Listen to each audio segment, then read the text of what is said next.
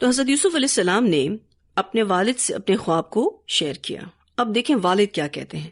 قال، اس نے کہا، یعنی یعقوب علیہ السلام نے کہا، یا بنیا، اے میرے بیٹے. اب دیکھیں اپنے بیٹے کو کتنے پیار سے بلا رہے ہیں. حضرت یعقوب علیہ السلام نے اپنے بیٹے کو بہت ہی زیادہ پیار سے بلایا. اور یہ جو لفظ ہے نا یا بنیا، یہ اسم تصغیر ہے. اسم تصغیر کا معنی چھوٹا کرنا. ہر زبان کے اندر یہ اسلوب موجود ہوتا ہے کہ پیار سے نک نیم رکھے جاتے ہیں، یعنی محبت سے بلایا جائے، اے میرے پیارے بیٹے.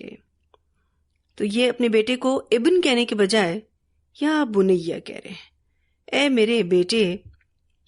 جیسے کہ میں نے آپ سے پہلے بھی ذکر کیا کہ یعقوب علیہ السلام خود بھی اپنے بیٹے سے بہت ہی پیار سے بات کرتے تھے، اسی لیے وہ بیٹا یہ تربیت لے رہا تھا کہ ہمیں اپنے بڑوں سے بھی پیار سے بات کرنی چاہیے. انہوں نے اپنے بیٹے سے کہا، اے میرے بیٹے، لا تقصص، نہ تم بتانا، نہ تم بیان کرنا، رؤیا کا اپنا خواب، علی اخوتی کا اپنے بھائیوں پر، فیکیدو، ورنہ وہ چال چلیں گے، لکا کیدا، تیرے لیے ایک چال. حضرت یعقوب علیہ السلام نے خواب سے اندازہ لگا لیا کہ ان کا یہ بیٹا عظمت شان حاصل کرے گا، بہت بڑے بڑے آنرز اس کو ملنے والے ہیں. اس لیے انہیں اندیشہ ہوا کہ یہ خواب سن کر ان کے دوسرے بھائی ان سے حسد کرنے لگیں اور انہیں نقصان پہنچائیں. اسی اندیشے کے تحت انہوں نے خواب بتانے سے منع فرما دیا. یوسف علیہ السلام سے کہا کہ اپنے بھائیوں کو اپنا خواب نہیں بتانا. کیوں نہیں بتانا؟ فَيَكِيدُوا لَكَ كَيْدًا، ورنہ وہ چال چلیں گے تیرے لیے ایک چال. ایکچولی حضرت یوسف علیہ السلام کے بھائیوں کو ایسا لگتا تھا کہ یعقوب علیہ السلام یوسف علیہ السلام کو زیادہ اٹینشن دیتے ہیں، زیادہ محبت دیتے ہیں، اور ان بھائیوں کو اپنے باپ کی اٹینشن نہیں مل رہی. تو بجائے اصلاح کرنے کے اور اس بات پر غور کرنے کے کہ کیوں یوسف کو والد سے اتنی محبت ملتی ہے، ہم اس جیسا کردار اور اخلاق اپنائیں، اپنے رویے درست کریں، انہوں نے اس اعتبار سے غور و فکر نہیں کیا. انہوں نے، آپ آگے پڑھیں گے کہ یوسف علیہ السلام کے لیے ہی چال چلی، اور اسی بات کا ڈر حضرت یعقوب علیہ السلام کو تھا. خیر، انہوں نے کہا فَيَكِيدُوا لَكَ كَيْدًا. ساتھ میں انہوں نے وجہ بھی بتائی کہ کیوں بھائی چال چل سکتے ہیں. ان الشیطان، بے شک شیطان، للانسان، انسان کے لیے، عدو مبین، دشمن ہے کھلا. تو خواب بیان نہ کرنے کی یہ وجہ بتا رہے ہیں کہ شیطان انسان کا دشمن ہے. وہ انسانوں کو بہکانے، گمراہ کرنے اور انہیں حسد میں مبتلا کرنے کی کوشش کرتا رہتا ہے. شیطان کے پاس اچھا موقع تھا کہ یوسف علیہ السلام کے بھائیوں کے دل میں حسد پیدا کر دے.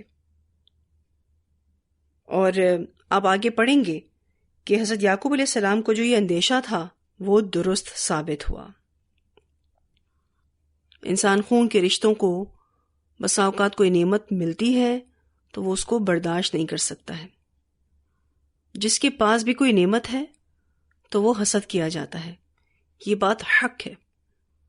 صرف اللہ کا تقوی ہی حسد سے بچا سکتا ہے. حسد بھائی بہنوں کے درمیان بھی آ جاتا ہے. اب آپ بتائیے بھائی بہنوں سے زیادہ قریب کون ہے؟ سب سے کلوز ریلیشن شپ ہے، اس میں بھی حسد آ جاتا ہے. پھر حسد کی وجہ سے انسان اپنے بھائی کو، اپنی بہن کو بھی نقصان پہنچانے سے گریز نہیں کرتا. بہترین مثال ہمارے سامنے حابیل اور قابیل کی ہے، آدم علیہ السلام کے دونوں بیٹوں کی. دنیا کا پہلا قتل بھی حسد کی وجہ سے ہوا. ابو داؤد کی روایت میں آتا ہے حسد کی وجہ سے انسان کی نیکیاں ایسے جلنے لگتی ہیں کہ جیسے آگ سوکھی لکڑی کو کھاتی ہے. اب آپ دیکھیے کہ کس طرح سے نیکیاں ختم ہونے لگتی ہیں. یاد رکھیے گا حسد کی کوئی دوائی نہیں ہے. اگر اس کو کنٹرول نہ کیا جائے تو یہ بیماری بڑھتی چلی جاتی ہے اور سنگین ہوتی چلی جاتی ہے. حاسد حسد کی آگ میں جلنے لگتا ہے اور وہ یہ بھول جاتا ہے کہ وہ کسی کو نقصان دینے سے پہلے خود کو نقصان دے رہا ہے، خود نقصان کا شکار ہو چکا ہے. پہلا نقصان کیا ہے؟ دل کی کڑن اور جلن. یہ وہاں ہوتا ہے جہاں کسی کے پاس آپ سے زیادہ ہو یا بہتر ہو. پھر حسد آنے میں کچھ دیر نہیں لگتی، الا یہ کہ کوئی اس کو کنٹرول کر لے. اور یہی وہ نرم گوشہ ہے جہاں سے شیطان انسان کے اندر بآسانی آ جاتا ہے. بہت ہی ایزی انٹرنس ہے شیطان کے لیے. کوئی اپنا محاسبہ کر کے اس حسد سے خود کو روک لیتا ہے اور کوئی کمزور ایمان ہونے کی وجہ سے اس کا شکار ہو جاتا ہے. یاد رکھیے گا، انسان احسن عمل کر ہی نہیں سکتا جب تک اس کا دل اس کا ساتھ نہ دے. ہم کسی کے ساتھ احسان نہیں کر سکتے، نیکی نہیں کر سکتے، اچھا سلوک نہیں کر سکتے جب تک دل سے اچھے نہ ہوں. اور اگر دل سے اچھے نہیں ہیں، کوئی نیکی کر بھی لی، کوئی احسان کا معاملہ کر بھی لیا، تو پھر اس کا اجر نہیں ملے گا، کیونکہ دل جو خراب ہے، اس میں جو حسد بھرا ہوا ہے، وہ اس نیکی کو کھا جائے گا، وہ نیکی راکھ ہو جائے گی. نبی اکرم صلی اللہ علیہ وسلم نے فرمایا، اپنی حاجات کو پورا کرنے میں کتمان سے کام لو.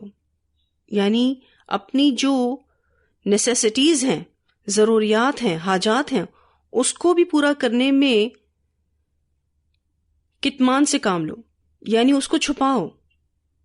یعنی اپنے منصوبوں کی تکمیل کے لیے رازداری سے کام لو، کیونکہ ہر صاحب نعمت حسد کیا جاتا ہے. اس حدیث کو صحیح الجامع نے روایت کیا ہے. ایکچولی حسد کرنا انسانوں کی کمزوری میں سے ہے. اگر انسان اس پر قابو پا جائے تو ٹھیک، ورنہ شیطان اس کو نہیں چھوڑے گا. اور اللہ سبحانہ تعالیٰ نے ہمارا امتحان لینے کے لیے حسد کو ہمارے نفس میں رکھ دیا ہے، اس بات کو دیکھنے کے لیے کہ کون اس کو کنٹرول کرتا ہے اور کون اس میں مبتلا ہو جاتا ہے. سوال یہ پیدا ہوتا ہے حسد کرنے والوں سے کیسے بچا جائے. حسد کرنے والوں سے ہم خود سے نہیں بچ سکتے، یعنی ہم کسی تدبیر کے ذریعے ان سے بچ جائیں، اپنی عقل استعمال کرتے ہوئے ان سے بچ جائیں، تو ایسا نہیں ہے. ہمیں سب سے پہلے اللہ کی پناہ مانگنی چاہیے. سب سے پہلے اللہ کی پناہ میں آ جائیں حاسدوں سے بچنے کے لیے. اور دوسرا عمل جس کی رہنمائی ہمیں احادیث سے ملتی ہے وہ یہ کہ بہت زیادہ دعائیں پڑھیں. اور پھر تیسری چیز جو یہاں بتائی گئی کہ اپنی خوشیوں کو چھپانا ہے، اپنی نعمتوں کا اظہار نہیں کرنا ہے. اور حدیث میں تو آتا ہے اپنی حاجات کو جب آپ پورا کریں اس بات کو بھی آپ نے سیکرٹ میں رکھنا ہے، چھپانا ہے. بالفرض آپ اپنے گھر میں کوئی چیز لا رہے ہیں آپ کی ضرورت کی، آپ اس کو ڈسکلوز نہ کریں، کیونکہ آپ نے تو اپنی حاجت پوری کی ہے، لیکن لوگوں کی نظروں میں تو وہ نعمت ہے نا جو آپ کو ملی ہے. تو حدیث کے آخر میں نبی اکرم صلی اللہ علیہ وسلم نے کیا فرمایا؟ ہر صاحب نعمت حسد کیا جاتا ہے. حالانکہ دیکھا جائے تو آپ جسٹ اپنی ضرورت کو پورا کر رہے تھے، اپنی حاجت کو پورا کر رہے تھے، لیکن لوگوں کو یہ چیز برداشت نہیں ہوتی. اپنی نعمتوں کا اظہار کرنا تو پھر بہت ہی زیادہ رسکی ہے. حاسد کا حسد بہت خطرناک ہے. اس کی وجہ یہ ہے کہ اس کے بعد اس کی نظر بھی لگتی ہے، اور نظر بد کا بڑا نقصان ہوتا ہے، اور نظر کا لگنا برحق ہے. ہم نہیں کہہ سکتے کہ جی کوئی نظر وزر نہیں ہوتی. نظر تو اپنوں کی بھی لگ جاتی ہے، پیاروں کی بھی لگ جاتی ہے، ماں کی نظر بھی لگ جاتی ہے اولاد پر. ٹھیک ہے جی. تو اب یہاں پر حضرت یعقوب علیہ السلام نے منع فرمایا کہ تم اپنے بھائیوں کو اپنا خواب نہیں بتاؤ گے. کیوں نہیں بتاؤ گے؟ کہیں ایسا نہ ہو تمہارے خلاف چال چلیں. کیوں؟ کیونکہ شیطان انسان کے لیے کھلا دشمن ہے. وَكَذَلِكَ، اور اسی طرح یجتبی کا چن لے گا تجھ کو، ربو کا تیرا رب، وَيُعَلِّمُكَ اور سکھائے گا تجھ کو من تأویل الاحادیث باتوں کا مطلب، یعنی باتوں کی تہ تک پہنچنا. وَيُتِمُّ نِعْمَتَهُ اور پورا کر دے گا اپنی نعمت کو علیکا تجھ پر، وَعَلَىٰ آل یعقوب اور آل یعقوب پر، کما جیسا کہ اتمہا اس نے پورا کیا اس کو علی ابویک تیرے دونوں باپ دادا پر، من قبل اس سے پہلے، ابراہیم یعنی ابراہیم علیہ السلام پر، و اسحاق اور اسحاق علیہ السلام پر. ان ربک بے شک رب تیرا علیم حکیم بہت علم والا ہے، بہت حکمت والا ہے. اب یہاں پر حضرت یعقوب علیہ السلام نے یوسف علیہ السلام کو ان کے خواب کی تعبیر بتائی. ان کو بتایا کہ تمہارے اس عظیم خواب کی تعبیر یہ ہے کہ اللہ تمہیں اپنا نبی بنائے گا. یجتبیک ربک، اللہ تم کو چن لے گا، یعنی تمہیں نبی بنائے گا، اور تمہیں تمہارے زمانے کے تمام لوگوں پر فوقیت دے گا. انہیں تمہارے لیے اس طرح سے مسخر کر دے گا جس طرح تم نے ستاروں اور سورج اور چاند کو اپنے سامنے سجدہ کرتے ہوئے دیکھا ہے، یعنی تم حکومت پاؤ گے. پھر یہ کہ تمہیں خوابوں کی تعبیر کا علم عطا فرمائے گا. وَيُعَلِّمُكَ مِن تَأْوِيلِ الْأَحَادِيثِ تم بھی خوابوں کی تعبیر کا علم پاؤ گے، اللہ تعالیٰ تمہیں عطا کرے گا. پھر یہ کہ وَيُتِمُّ نِعْمَتَهُ عَلَيْكَ اور تمہیں بادشاہت کے ساتھ ساتھ علم نبوت بھی دے گا، اور یہ حکومت، یہ نبوت کی نعمتیں تمہارے بھائیوں، تمہاری اولاد اور بعد میں آنے والی نسلوں کو بھی دے گا، جس طرح اس نے اس سے پہلے تمہارے دادا اسحاق اور پردادا ابراہیم علیہ السلام کو نبوت اور رسالت دی، اور اسی طرح سے بے شمار نعمتوں سے نوازا.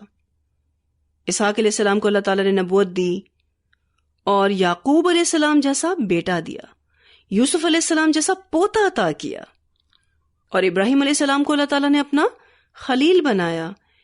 لوگوں نے جو ان کے لیے بہت بڑی آگ تیار کی تھی، اس آگ سے نجات دی. تو بے شمار نعمتیں ان کے فادرز کے پاس تھیں.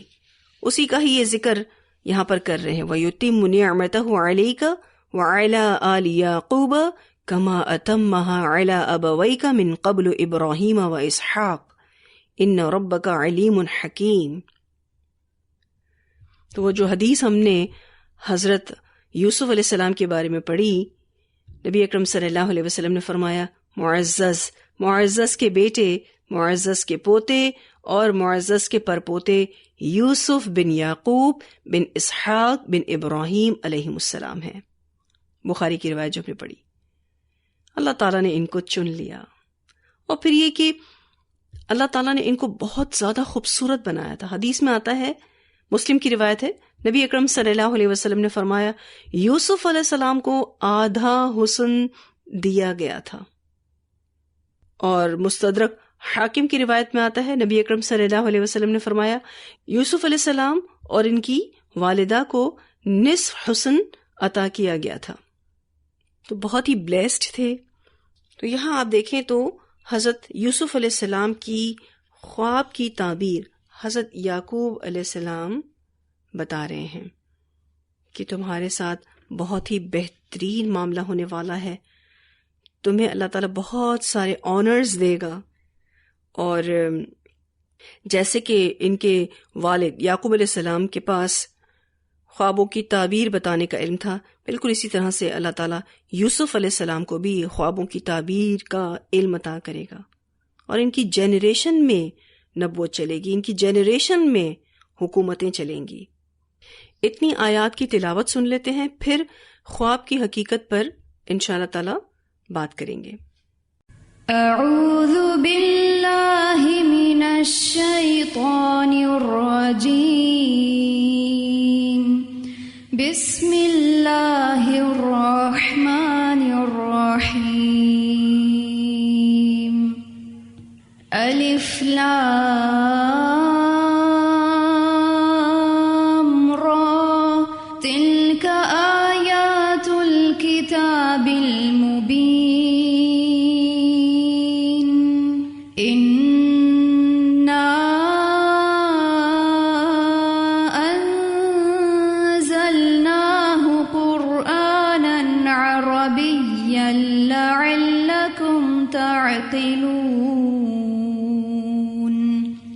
نحن نقص عليك أحسن القصص بما أوحينا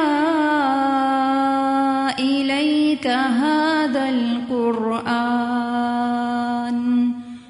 وإن كنت من قبله لمن الغافلين